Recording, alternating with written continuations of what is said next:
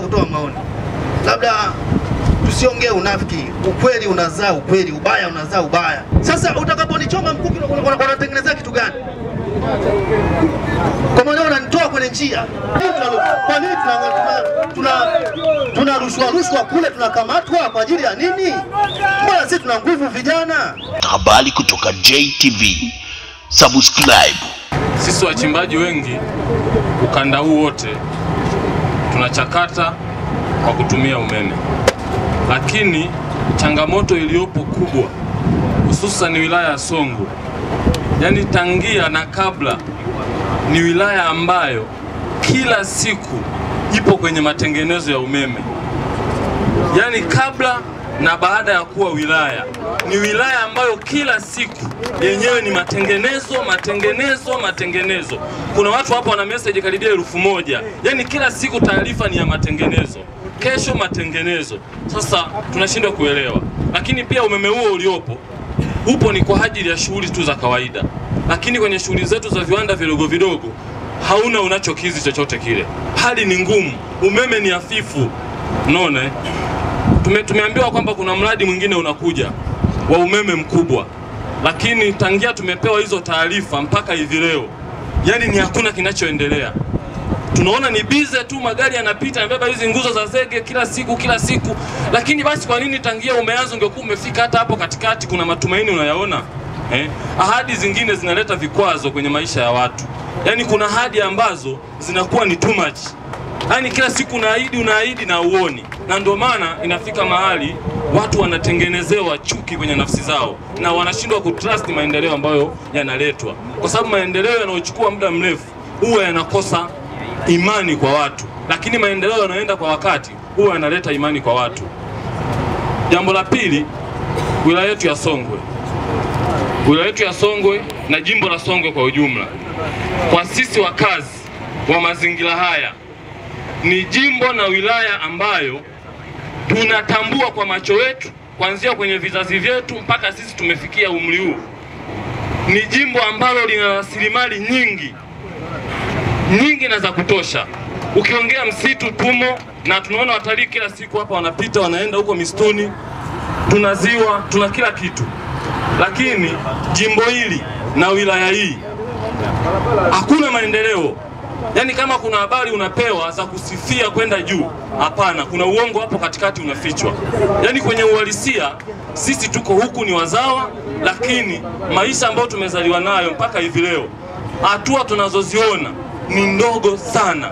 Zaidi ni maendeleo ambayo jamii inayafanya wenyewe, kama kujenga nyumba nzuri. Ishu kidogo tunakuja kumshukuru Mungu, ni ishu ya maji. Hatuwezi kuwa uongo kila kitu. Kwenye maji ya walau sasa hivi kuna unafuu fulani unaweza ukauona. Lakini kwenye ishu ya barabara hapo, yani kama ni swala la kusema kwamba lazima jimbo liwe na rasilimali ndio lisukumiwe maendeleo, kiukweli sisi tuna kila kitu. Tuna kila kitu. Kama unaweza kukaa na madiwani wa jimbo hili wanaweza kusema. Lakini namna ya kutusukumia maendeleo imekuwa ni shughuli ngumu sana. Kwa tunaomba haya mambo pia yaweze kufikishwa. Na viongozi wetu wengine wa idara zote, tunaomba mseme kadri ya mnavyoweza. Kama kuna magumu huko mbele mnayaona, basi tuyaache, lakini tufikishe taarifa kwa namna inavyowezekana. Asante. Kwa Mheshimiwa Waziri, ni kero kubwa kwa vijana ambao imekuwa ni kero ya kujiajiri.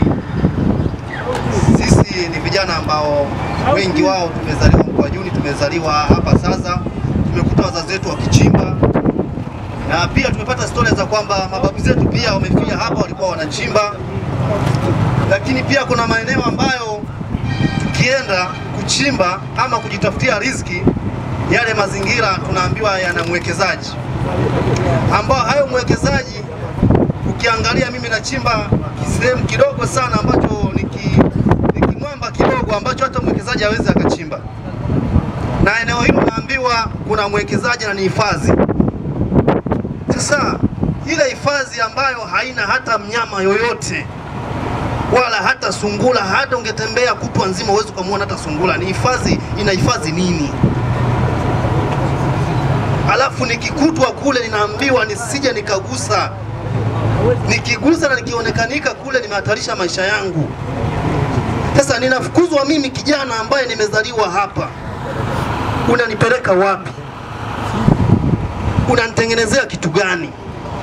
Kwa maana nitakapotoka kule nimekosa ajira ambayo tayari nilikuwa nategemea familia yangu, huenda Mungu anaweza kanisaidia chochote kitu na familia yangu ikaendelea kupitia hiyo hali. Kwa maana tayari mimi nitatengenezewa njaa.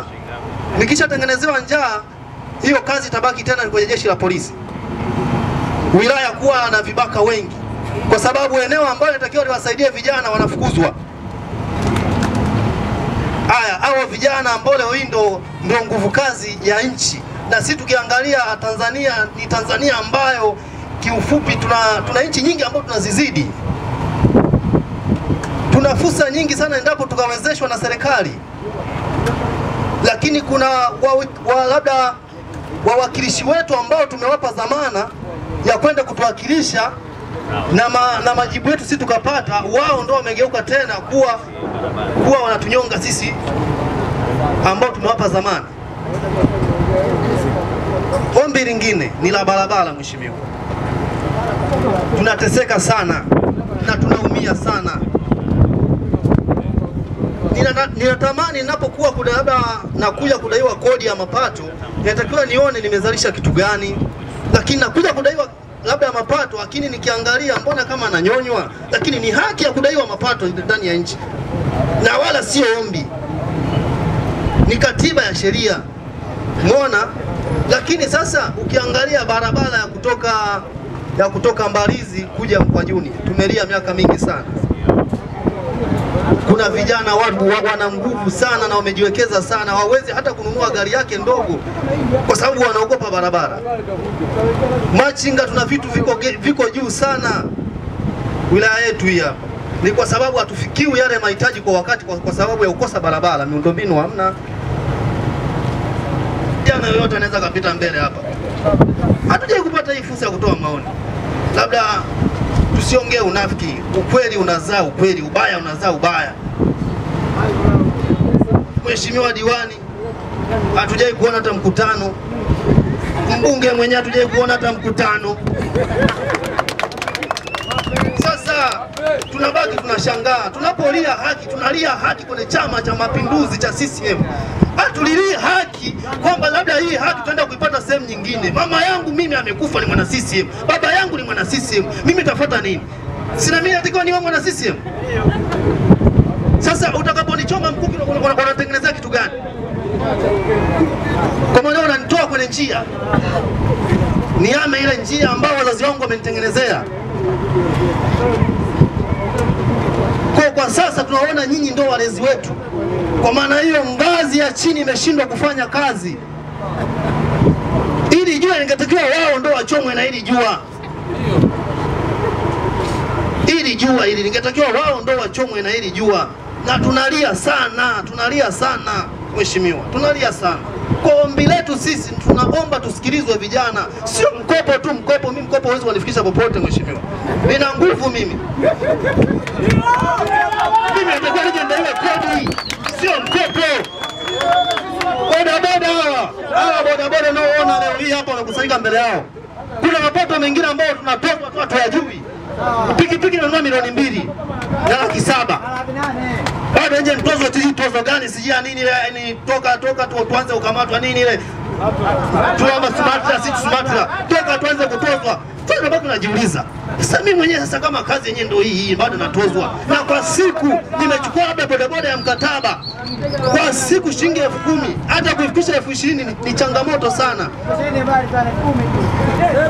Wanategemea huyu mtu anaendesha vipi maisha yake. Vijana tuna nguvu sana Tanzania mheshimiwa. Yaani ningeona mimi ningetazama huo mkopo ungeenda kwa wajane na yatima. Na ungejenga barabara mheshimiwa. Kwa mimi maombi yangu mkopo hapana, mimi najiweza nachimba, ila ombi langu kuruhusiwe kuchimba kule. Kwa nini tunarushwa kule, tunakamatwa kwa ajili ya nini? Mbona sisi tuna nguvu vijana? Ukichimba shimo kidogo mwekezaji mwenye pesa anakuja kwambia ondoka. Na ukipeleka haya malalamiko yako kwa kiongozi wako, unazungushwa tu. Sasa mimi mnyonge, haki yangu iko wapi mheshimiwa?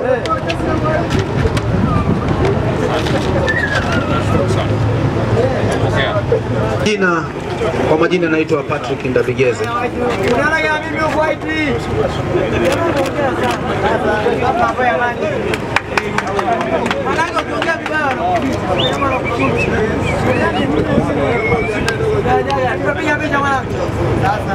Sisi wachimbaji wadogo wa mkoa wa Songwe, nikikupa mfano ni kama wewe ni mfugaji wa ng'ombe, unakamua maziwa lakini hujui ng'ombe anachunga wapi. Kwamba sisi wachimbaji tunakamuliwa ila serikali haijui tunapata wapi fedha ya kuendesha shughuli zetu. Tunayo machungu mingi sana, kwa sababu tukienda kwenye taasisi za mikopo tunaomba collateral, na wachimbaji walio wengi sana hawana hiyo kitu. Si kama unanielewa mheshimiwa waziri. Kwa hiyo serikali ina mrundikano wa kodi kwa wachimbaji wadogo, lakini haisapoti wachimbaji. Bado wanajaribu. Mmewaleta BOT wanakaa kwenye refinery. Kwa nini BOT wasije kwenye dila nao wachangamane na dila watoe pesa tukachukue kwao kwenye masharti magumu? Nakupa tu mfano, sasa hivi tulikuwa na kodi ambayo ilikuwa ina 9.3, imeongezeka kama 0.1 ya HIV. Kwa hiyo wachimbaji tuna mrundikano wa kodi, unapoenda sokoni unakutana na makato ya kodi ya 9.4. Alafu serikali haijui wewe umetoa wapi fedha ya kupeleka hiyo dhahabu sokoni. Haya, wachimbaji hawa wadogo wanajitafutia maeneo ya uchimbaji ambayo wanafanya tafiti wenyewe. Sasa hapa nataka nikupe kwa upana zaidi. Wachimbaji wadogo hawatumii nyenzo ama vifaa vya kuwajulisha kwamba hapa kuna dhahabu ama hakuna. Tuna hisia zetu, tunajiita sisi wagunduzi, au sio? Lakini tunapoigundua dhahabu, anakuja mtu ambaye yuko kula, ameshaona, ametuma machawa, wanakuja kutunyang'anya yale maeneo. Sasa mheshimiwa waziri, sisi kwenye uchimbaji hatutaki machawa. Sisi kwenye uchimbaji ni watekelezaji. Sisi kwenye uchimbaji ni watu tunaotimiza majukumu yetu kama vijana kuipambania nchi yetu. Sisi ni walipa kodi wakubwa sana, na kwa uzalishaji wa wilaya ya Songwe, ikiwezekana hata mkoa mzima. Kwa sasa hivi wilaya ya Songwe ndio wilaya ina matumizi makubwa ya umeme kuliko wilaya zote za Songwe. Sasa kama tunaenda kunyang'anywa maeneo ambayo tumeyagundua wenyewe, anakuja mtu kwa sababu yuko kwenye mfumo, ana uwezo wa kuwasiliana na wizara, ana uwezo wa kuonana na waziri wa madini au katibu mkuu, akalichukua eneo juu kwa juu kwa njia yoyote ile. Mchimbaji aliyoko site anakosa eneo hilo kwa makusudi kabisa. Na kuomba sana ifikishe kwa mama yako malalamiko mengi sana. Wachimbaji wadogo wanalalamika kunyang'anywa maeneo yao, na hii inawajengea hasira kubwa sana. Wachimbaji wa Songwe wapewe maeneo yao wanaoyagundua na wanaoyachimba. Tunaomba ujumbe huu kimsisitizo, bila kupepesa macho, mwambie mama wachimbaji wanataka maeneo yao waliokuwa wanayachimba na wameyagundua wao, wapewe maeneo hayo. Na ujumbe huu mheshimiwa waziri, naamini wewe ni kijana. Kwanza mama anawezekana nakupenda sana, kwa sababu ni kwa mara ya kwanza umekuwa mbunge lakini umekuwa waziri, sio? Tena wizara ambayo inahusiana na yeye. Kwa hiyo tunajua maneno yetu yanafika kwa mshindo mkubwa. Na anafika kwa mama, yani enda direct. Kwa sasa na sisi utusikilize, usiwe na pressure, tunafunguka vyote.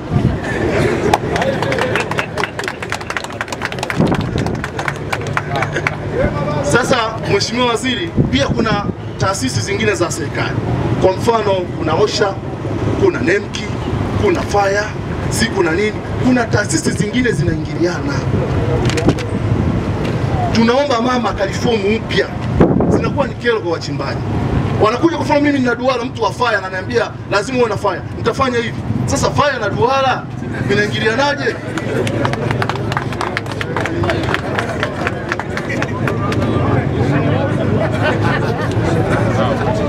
Kwa hiyo na tunapata muda mzuri sana wa kuzungumza haya bila kuwa na uoga, kwa sababu wewe ni kijana mwenzetu na umekuja kutusikiliza. Kwa sababu umetufuata, utayapokea na amini tutafika kama yalivyo. Asante sana. Lakini nataka kumalizia kidogo kwa maana ya kutaka sasa serikali kwenye ishu ya kuwawezesha wachimbaji. Serikali naomba itie mkazo kwenye hili. Tunapata vitalu. Kwanza mnatupambania tunapata vitalu. Angalau sasa hivi tumeanza kupata. Zamani kulikuwa kunakutana pia limeachiwa, wamechukua watu wenye nguvu. Sasa hivi tumeanza kupata baada ya Mavunde kuja. Tumeanza kupata angalau wachimbaji wadogo, baadhi utakuta wamepata hivyo vitalu vya uchimbaji.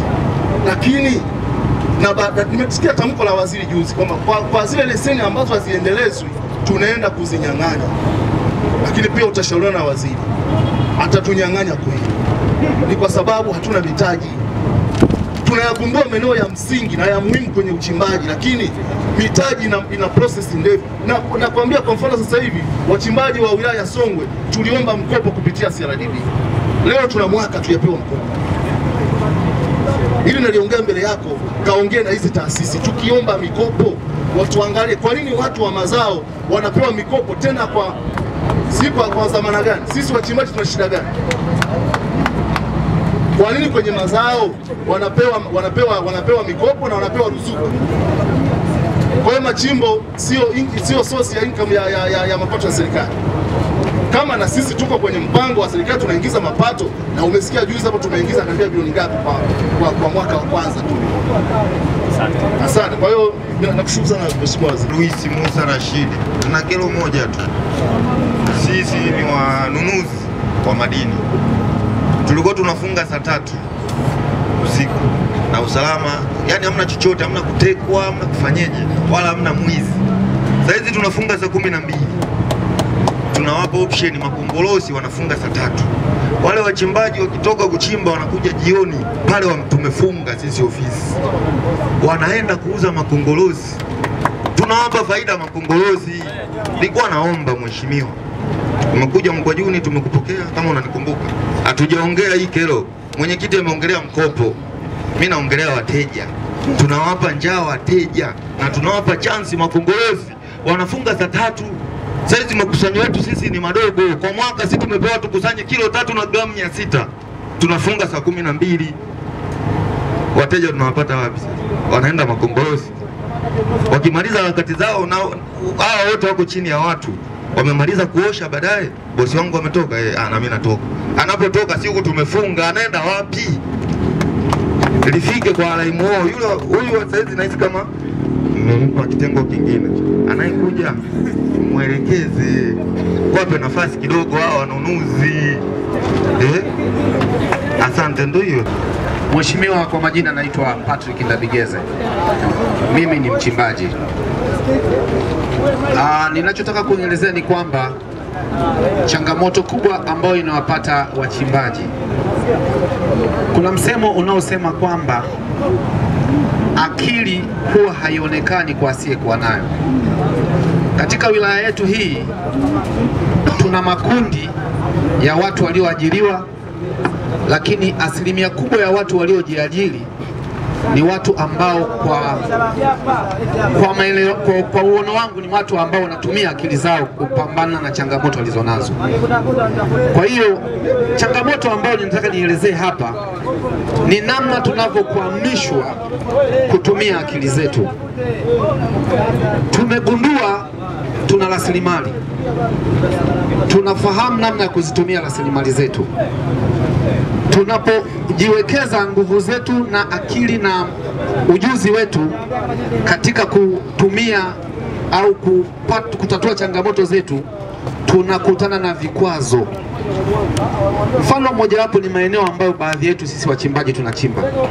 Kuna maeneo kama Kampilipili, maeneo ambayo kama unasikia wenzangu wamesema maeneo ya Mount Elizabeth na maeneo kwingine huko Patamera na kadhalika. Maeneo hayo kuna wachimbaji wengi ambao ni vijana na watu wa makundi mbalimbali ambao wote tunachimba pale. Mara nyingi tunakuwa tayari tumeshayagundua kwa jasho na nguvu zetu. tumesha kupata matokeo, tunapeleka bidhaa zetu sokoni, na hicho ndicho kinachopelekea watu kufahamu wapi tunatoa mali tunaoenda kuuza sokoni. Sasa kwa nini nasema akili haionekani kwa asiyekuwa nayo? Wanapokuta makundi kama haya ya watu wanafanya shughuli zao na hawana shida, inakuja akili ya kuzuia ili akili isiendelee na shughuli katika eneo lile. Vinaanza vikwazo badala ya maelekezo. Fanyeni hivi mkae sawa. Badala fanyeni hivi mkae sawa, tokeni hamko sawa. Hapo inapelekea tunapoteza mitaji, tunapoteza moyo wa kufanya kazi ile ambavyo yule anayetutoa tumemzidi moyo, tumemzidi uthubutu, na matokeo yake narudisha tu taifa nyuma, kwa sababu lile eneo litakaa miaka bila yeye kulifanyia kazi. Kwa hiyo hiyo ni changamoto kubwa ambayo inaleta kero, shida kwa sisi vijana ambao tuliopo katika eneo letu. Kwa maana hiyo basi, ningekuomba Mheshimiwa Waziri, tusaidie kwenda kuelezea kuondoa virus inayosababisha kuua juhudi zetu, na si juhudi tu, nguvu tulizozitumia na matumaini tuliokuwa nao na mapenzi tuliokuwa nao kwa viongozi wetu, vyote vinaanzia kuharibika hapo. Naomba niishie hapo, asante sana. Ongeza kuchaguliwa Mheshimiwa Rais kuwa waziri wa vijana, na nilivyofurahi sana kuona Dr. Mapana, mtu wa watu sana. Mungu akubariki sana. Mimi kero yangu ni upande wa sheria ya madini na sheria ya ardhi. Na ukiangalia sheria ya ardhi na sheria ya madini zinakinzana sana. Kuna sheria moja inaonekana na nguvu sana kuliko mwenzake. Kwa mfano, kuna migogoro mingi sana ambayo imetokea wachimbaji, na wingi wake sio sababu ni ya wachimbaji wenyewe ndani, ni kutoka nje, ni kutokana na sheria jinsi ile ilivyo. Kwa mfano, maeneo ya Miembeni kuna wananchi wamechimba zaidi ya miaka tangu wanazaliwa mpaka leo wapo wanachimba. Anakuja, kuna mtu anajitokeza pale anasema ile ni eneo lake. Eneo la pale Elizabeth, bila huruma ya Mheshimiwa DC aliyepita na kamati yake ya ulinzi na usalama, ile na nguvu ya kile chama cha wachimbaji kushirikiana na wananchi, bila ile nguvu pale ile maeneo yasingeyapata. Ni kwa nini wananchi wanaambiwa kwamba hapa wewe yani sheria, mtu wa ardhi anaambia bwana, wewe sehemu yako ni juu, wewe chini huku sio kwako. Sasa hivi vitu ndio vimesababisha migogoro kwa wananchi wengi. Angalia neno kule Kampilipili,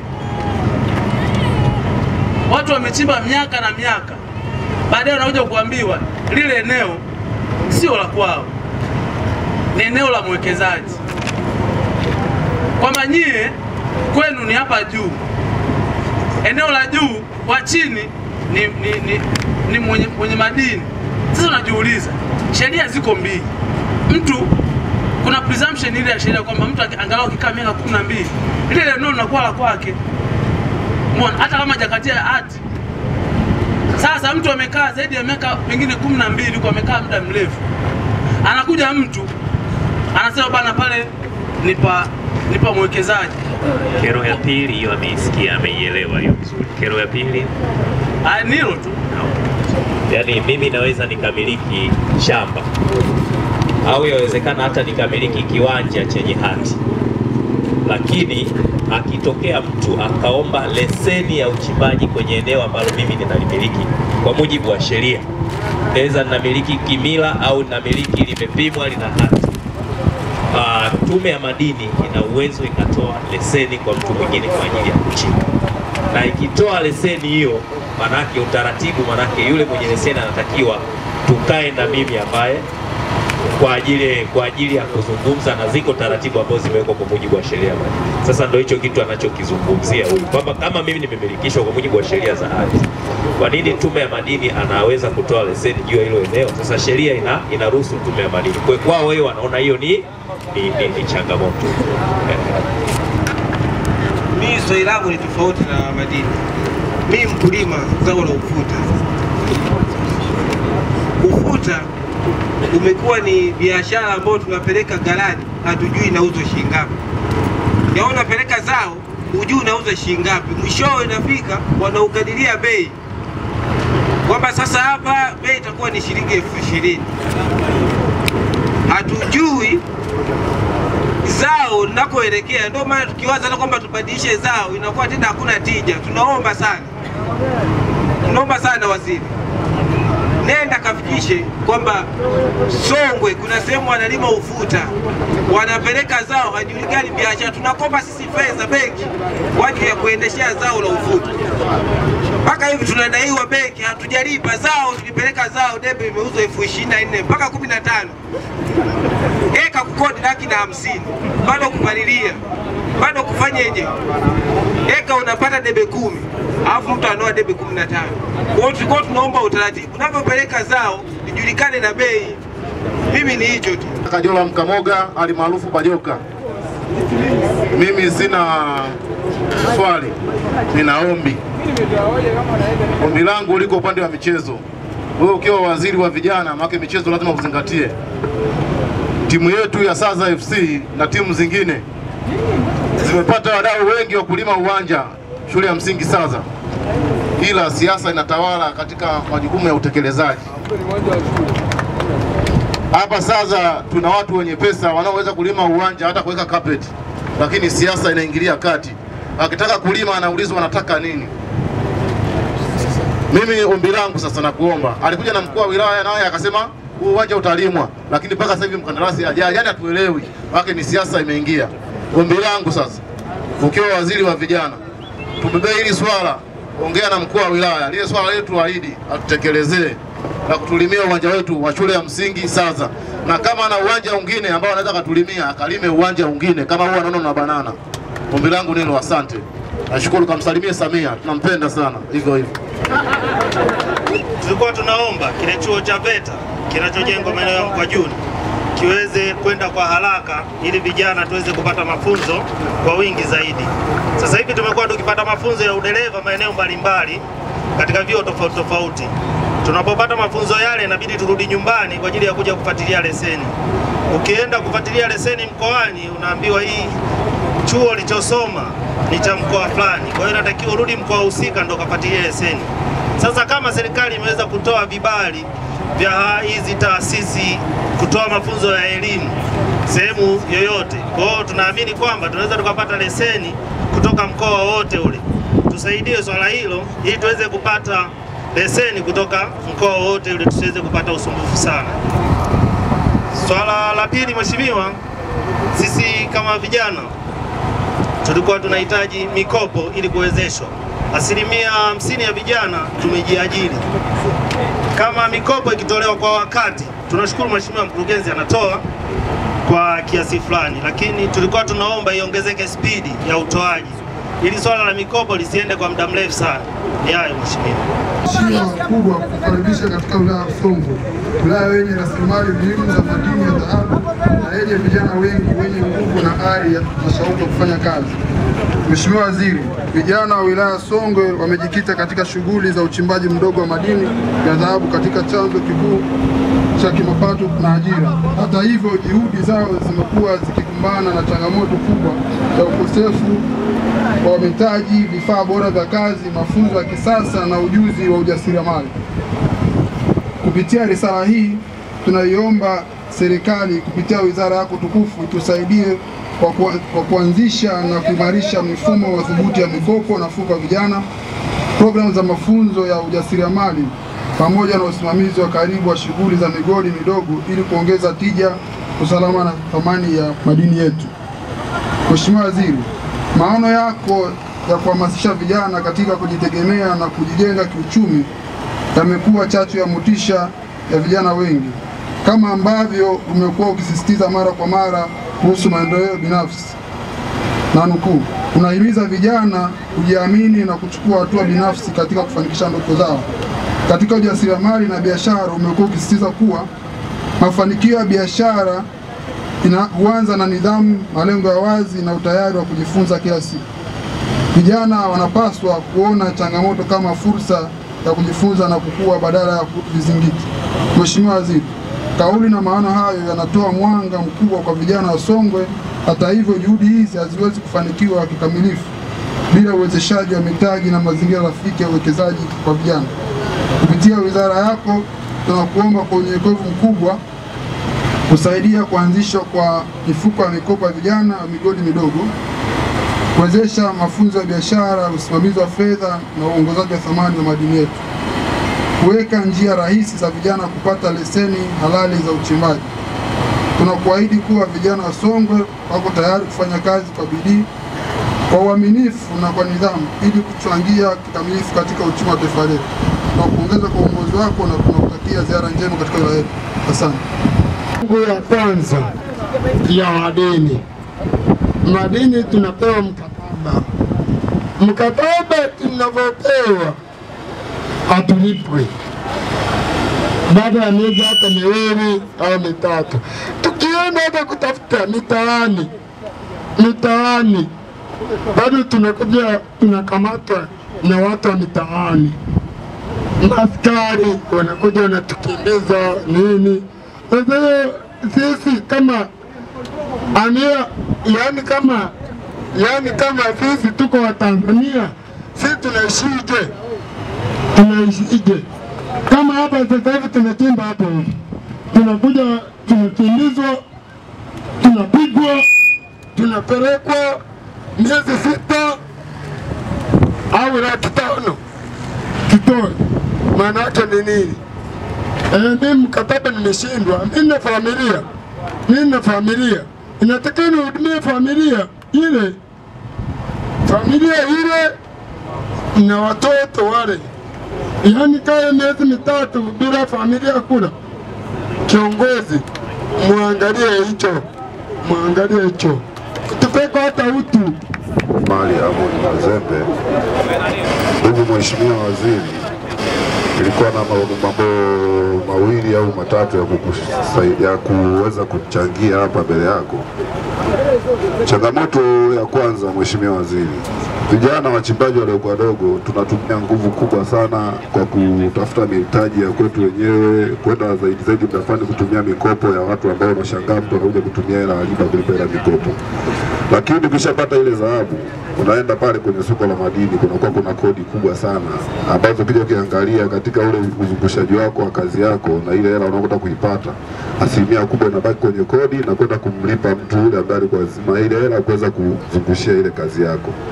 Hususan saizi hapa vijana wote walio kusanya rudio kuanzia hii misimu ambayo ni ya nyuma hapa mpaka saizi kwenye uchenjuaji wanapata kazi ngumu sana. Dawa zimepanda ghafla. Saizi mtu alitumia nguvu kubwa kuweza kuozesha ule mzigo. Leo hii kwenye kuja kuzungusha na kuweza kwenda apate pesa, anakutana na dawa zimepanda bei kubwa, anaenda kukutana na kodi kubwa kule serikalini. Sasa hapo vijana ndo tunapowaza. Ukiangalia serikali hamna mfuko wezeshi ambao unaweza kusema leo hii tunawawezesha vijana waweze kupata nguvu. Mikopo imekuwa ina masharti mikubwa sana. Kwa ushauri wetu kwa naomba hata mngetubalansia kwenye wezeshi ya hiyo mikopo, ipunguze masharti ili tuweze kutumia zile hela ambazo za kuwezeshea kwenye mikopo ile ambayo haina masharti migumu, kukopa hizi hela za kwenda kukopa kwa watu za riba. Kwa hiyo hapo tunakuja kukuta vijana hatuna uwezo wa kuweza kuendelea mbele, ndio maana unakuta vijana wanakaa nyuma na mbele kuumiza vichwa sana pakubwa, kwa sababu kodi kubwa, uwezeshaji mdogo, nguvu kubwa ya kutumia kazi. Bado nyuma hapo na wafanyakazi wanakutegemea. Kuna watu pia wanatakia maisha mengine yaendelee kupitia hiyo kazi yako. Kwa hiyo ndugu waziri, tunakuomba kama unavyoenda kwa mama, tunaomba tubalansie. Sisi wa Tanzania ni wasikivu sana. Endapo pia na nyie pia mwe mnatusaidia pale tunapokuwa tumekwama. Tunaomba utusaidie kwa hilo pia. Kwa jina la Jamhuri ya Muungano. For the first, naomba sana samahani. Of course, nataka ndio shauri. Mheshimiwa Waziri, samani nimetangulia samani because I know you before you be the minister. Na kujua wewe ni life coach, life entrepreneur skills, and you teach how you can maybe build. Unaweza kukuza biashara yako na nini. Okay, fine. Poa. Sisi huku tunakoishi ni sehemu ya uchimbaji. Of course, we almost 50%. Asa kwa 70% tu nilichokuwa na kiomba, ndio maana nimetangulia samani, nilichokuwa na kiomba for your life coach and your entrepreneur skills, I will teach them. Kwa 70% wengi tunapata hela nyingi, ila unaweza ukakuta kwa wale watu ambao wa serikali wenye $500,000 ngapi wanafanya maendeleo, ila sisi kuna mtu anapata milioni 5 kwa mwezi, labda kwa siku, afu inaisha siku moja. So what we need, tunachotaka sisi, how can you teach us so as we can protect our money and how we can build, kwa jinsi gani tunaweza kutunza hela yetu, jinsi gani tunaweza kuikuza hela yetu, tukaibuild and we can get a future better, kwamba tunapataje yani kesho. Vijana oye! Vijana oye! Jamani, Mheshimiwa Waziri yupo kwa ajili ya kutusikiliza. Anamsikiliza mtu yoyote, aongee Kiswahili, aongee Kisukuma, aongee Kiao, aongee Kimakonde, aongee kilugha gani. Watu wa kutafsiri wapo hapa. Kwa hiyo mwacheni azungumze. Tumeelewana Mheshimiwa Waziri anamuelewa, na kama ufafanuzi utatolewa ufafanuzi. Tumeelewana sijui? Ni haki yake jamani. Mwacheni afanye nini? Azungumze. Na wewe utapata nafasi atazungumza. Amekutana na mwalimu wake, kwa anataka kuonyesha namna mwalimu wake alipomsaidia kujua yale yanayozungumza. Haya, malizia. Of course, in short, so I can explain how is for them, because this one is a minister, and kwa wale wasiojua, huyu ni Tanzania 2010. Tanzania 2010, kwa anajua kila kitu. Huyu anajua sana. Alikataa udokta, akawa mentor, life coach, na ametengeneza hela nyingi. Mheshimiwa Rais mwenyewe kaona kwamba huyu anafaa. Ni hii wenyewe ni wizara imeanzishwa ni mpya. As a new, ameaminiwa, amepewa. Kwa hiyo mimi nitachosaka kwamba ni Mheshimiwa Waziri atusaidie jinsi gani ukipata kiasi fulani fanya hivi na hivi na hivi, life coach, tuendeleze biashara ili kwamba ukipata ile milioni ngapi usijue kama kesho utapata nyingine. Uweze kujua, unasema unapata nyingine, unaenda mgodini na fee, afu hizo hela hazijui zimeenda wapi. Sawa, kwa ni mafunzo ya matumizi ya fedha na namna ya kukuza mitaji, si ndio? Asante sana, tupigie makofi. Mwingine Mheshimiwa Waziri, kwamba kwenye eneo hili la Saza katika wilaya ya Songwe ni eneo ambalo lina matumizi makubwa sana ya umeme kutokana na uwekezaji mkubwa ambao hawa vijana wamefanya nini? Wameuweka. Naomba mjipigie makofi. Kiwango cha umeme wanachokipata hakiendani na mahitaji yao kwa sababu ya shughuli ambazo za uchimbaji zinazofanyika zinazohitaji umeme mkubwa. Lakini Mheshimiwa Rais alitoa maelekezo mahususi ya kufanyika kuweza kutatua hii changamoto. Moja ilikuwa ni hatua za dharura. La pili ni hatua za kudumu. Hatua za dharura, mnaziona hizi nguzo hizi ambazo zimesimamishwa. Hizi nguzo tayari nyaya kutoka Mbeya wameshavuta zaidi ya kilomita 100. Na tunapoambiwa, tunapozungumza na nyinyi, mpaka kufikia mwezi wa 12 tarehe 15 nyaya zile zitakuwa zimeshafika sasa, na nyaya zinazofungwa ni zenye uwezo mkubwa kuliko hizi zilizokuwa sasa hivi. Kwa hiyo umeme ambao tutakuwa tunaupata utakuwa umeongezeka mara 2 zaidi, kwa sababu umeme tunaopata sasa hivi ni mdogo ukilinganisha na mahitaji yenu. Umeelewana ndugu zangu? Na ndio maana Mheshimiwa Rais akaelekeza hatua za haraka zichukuliwe. Kwa hiyo mpaka mwezi wa 12 tarehe 15, Mheshimiwa Waziri, mimi nakuhakikishia kwamba nitakuja kufanya ukaguzi kuhakikisha kwamba umeme huo umeshafika huku sasa. Lakini hatua ya kudumu, kuna kituo cha kupozea umeme ambacho kinachojengwa Mkangamo. Kile kituo ndo kitasaidia mkoa wote wa Songwe, sio tu Songwe peke yake, wilaya ya Songwe peke yake, mkoa mzima. tutakuwa na kituo cha kupozea umeme na kutakuwa na laini ambayo inajengwa kutoka Mkangamo mpaka hapa Songwe. Hiyo sasa ndio tutakuwa tunapata mpaka umeme wa ziada kwa ajili ya kuweza kutatua na kupata suluhu ya kudumu. Kwa ndugu zangu, tunaomba muda wa wiki chache zijazo tuweze kulimaliza hili tatizo. Lakini kwenye upande wa barabara, Mheshimiwa Waziri, ni kweli wilaya ya Songwe inahitaji barabara za uhakika kwa sababu ni wilaya ambayo ina uzalishaji mkubwa kama ambavyo hawa wachimbaji na vijana wenzangu wanazungumza. Barabara ya kwanza ni kutoka Makongoro kuja kuunganisha hapa wilaya ya Songwe au kuja kuunganisha Mkwajuni. Tumeanza kujenga ile barabara kwa kilomita kama 5 hivi. Lakini kinachohitajika ni kwamba ipatikane fedha ya kuweza kujenga barabara yote ndani ya muda mfupi. Kilomita 5 tumeanza kujenga, lakini haitamaliza hiyo changamoto. Kwa lazima tupate bajeti ya kuweza kuijenga barabara yote kutoka Mkwajuni mpaka Makongoro, lakini kuna barabara ya kutoka Mkwajuni mpaka kuelekea Mbalizi.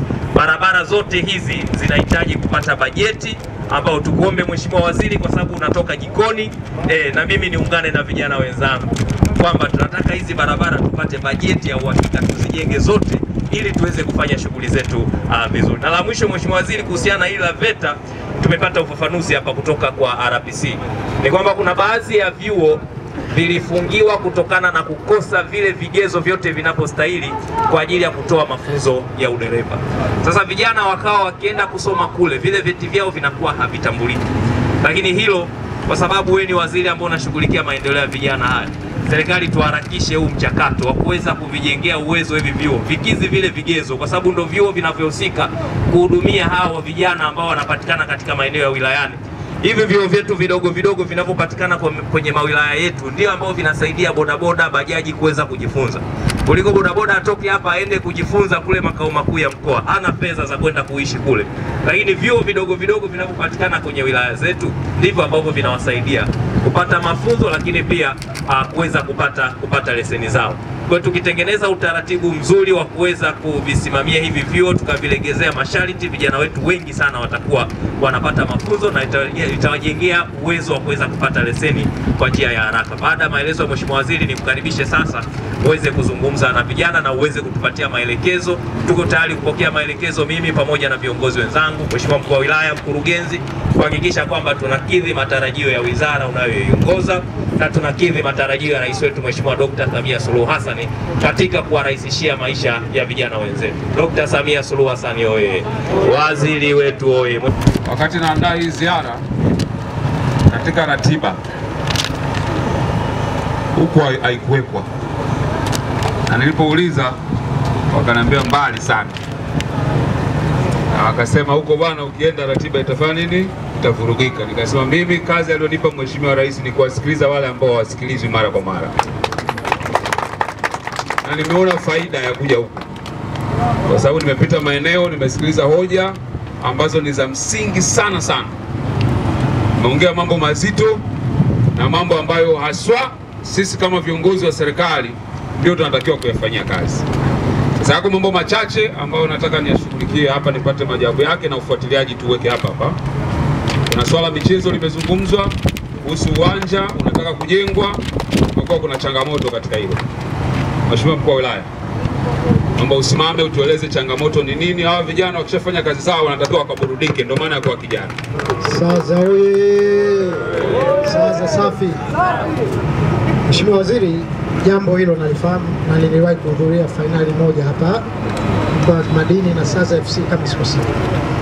Dau mmoja akanifuata akasema yuko tayari kuweka nyasi bandia, lakini eneo lenyewe analoongelea ni hili hapa nyuma, kuna shule ya msingi, kwa hiyo pale haiwezekani. Lakini kijiji kimetenga eka karibu 32 kwa ajili ya kujenga uwanja pamoja na mambo mengine. Kinachotakiwa ni kijiji chenyewe, serikali ya kijiji kukaa na kubariki neno hilo, lakini hamjakaa bado, si ndio?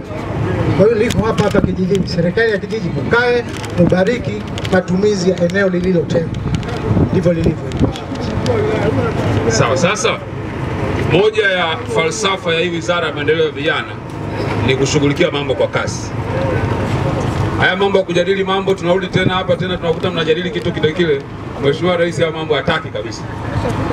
Inachukua nini kukai au wataki au kijiji? Mtendaji vipi, kwa nini hamjakaa? Mheshimiwa Waziri, swala hili lilifika ofisini kwangu na niliita serikali ya kijiji tukakaa. Bahati mbaya sana serikali ya kijiji hawakuwa na eneo la wazi. Eneo lililokuwepo lilikuwa ni la wazee wa mila. Wazee wa mila tuliwaomba wakatoa ekari 32. Baada ya kutupa ekari 32, kwenye zile ekari 32 ziko kitongoji cha Makambini, ambapo sasa lazima tutenge eneo lile la uwanja wa mpira. Kwa sababu mimi nilishauri wakati nafika tutenge uwanja pale juu ambapo kulipimwa na halmashauri, bahati mbaya tumeshaingia kwenye mpango mji. Kwa sasa tulicho nacho ni kwamba lazima tupeleke kwenye mkutano wa hadhara, wananchi wabariki ile eneo kama wazee wa mila walivyotoa kwenye mkutano wa hadhara, ili ule uwanja upate kutengenezwa. Ni kweli kabisa vijana wanapata changamoto ya michezo, kwa sababu mimi ni mwana michezo. Hata huyo anaweza akawa analalamika, lakini uhalisia ni huo kwamba uwanja anaotaka tukarabati ni mali ya shule. Kwa hiyo huku kwetu lazima tufate utaratibu. Tukisema tu tutoforce moja kwa moja bila wananchi kuwashirikisha kwenye mkutano wa hadhara, tunakuwa tumekiuka utaratibu wa kisheria. Sisi hatusemi wananchi wasishirikishwe. Swali langu ni kwamba kinachotakiwa sasa hivi ni mkutano wa kijiji, kama nimekuelewa. Ndio mkuu. Kinachosubiri huo mkutano wa kijiji kuitwa ni nini? Asante Mheshimiwa Waziri, tukiwa kwenye mchakato wa kuita mkutano wa kijiji tulipata changamoto ya ofisi yetu chomwa kwenye vurugu. Akili ndogo zote tumezielekeza kwa ajili ya ukarabati wa ofisi, na bahati nzuri tunamalizia na tunaitisha mkutano wa... Kwani mkutano unahitaji watu wakae ofisini? Kwani mkutano unahitaji watu wakae ofisini? Marekebisho ya ofisi yataendelea kwa sababu mkutano si ni watu. Ndani ya wiki moja mkutano ufanyike na mimi nipate ripoti nini kimeamuliwa, ili hiyo swali endelee mbele. Sawa jamani? Mheshimiwa Mkuu, unataka kuzungumza kidogo? Nataka nikuahidi kwamba ndio maadamu wamefunguka sasa, nikuahidi ndani wiki inayofuata sawa, nasimamia huo mkutano ufanyike. Sawa. Nataka wewe unanifanya niletee mrejesho ofisini wiki ijayo. Sawa. Lakini hilo natalifanyia kazi. Asante sana. Na mimi nafuatilia. Asante. Sitakuangusha Waziri. Usifikiri kwamba nitazungumza tu hapa afu ndaliacha hivi. Nitafuatilia kwa sababu anayekwamisha maendeleo ya vijana naye anatakiwa kwame kwenye maisha yake pia. Ndio falsafa tunaenda nayo.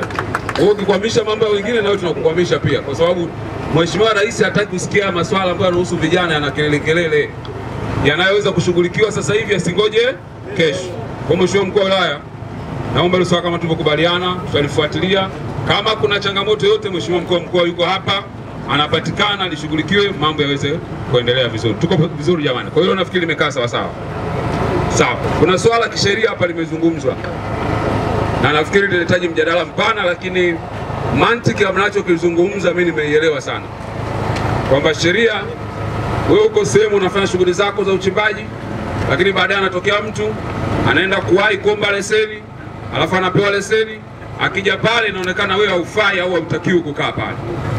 Sasa hili naomba nilichukue, na kwa sababu tunao Wizara ya Madini na Mheshimiwa Anton Mavunde najua anashughulikia sana haya masuala, lakini mimi katika ofisi yangu hii ni hoja ya msingi sana, nitaichukua kwamba kuwe na utaratibu mbadala inapofika swala mtu anapokutwa kwenye eneo lake, aidha awezeshwe yeye au mazungumzo yanayofanyika pia yawe na manufaa. Kwa nini nasema hivyo? Kwa sababu Mheshimiwa Rais ameelekeza mnufaika wa kwanza wa rasilimali ni yule pia ambaye anapatikana katika maeneo husika, na hilo swala liko vizuri na yeye anataka kuliwezesha. Sasa mambo ya kisheria kama mnavyojua vijana wenzangu, haiwezi kubadilika usiku mmoja, si ndio?